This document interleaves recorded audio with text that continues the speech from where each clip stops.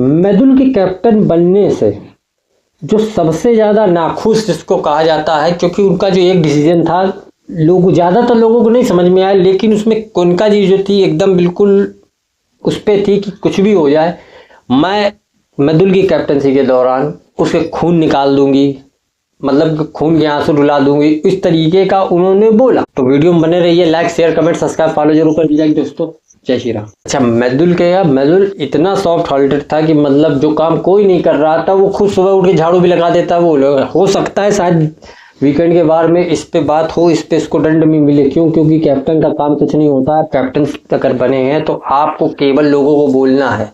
अब दंड दे सकते, कुछ भी दे सकते ये, लेकिन मैदुल ने नहीं किया। वो चाहता तो दंड दे सकता था, लेकिन कोनिका जी जो है जी कहते नहीं है कि उसमें एकदम अड़ गई कि मतलब मैं काम ही नहीं करूँगी। कोनिका जी मतलब किचन का काम नहीं कर रही थी, तो उन्होंने अशनूर और अभिषेक से कहा था कि तुम लोग अपना लंच बनाओ।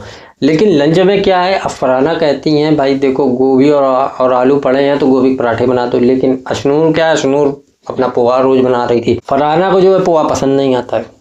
तो इसी बात पे वो होती है कि मतलब तो अब भाई मैदुल जो है घर का कैप्टन है, वो आता बताओ क्या बात है। तो फरहाना कहती तुमसे बात करके फायदा नहीं है, कोई तुम्हारी बात तो सुनता नहीं है। उसने कहा कि नहीं हम लोग कर सकते भाई, उनसे रिक्वेस्ट ही कर सकते हैं, कोई ऐसा कुछ काम तो नहीं कर सकते हैं कि मतलब किसी तरीके की उनको हम कुछ कैसा कह दे।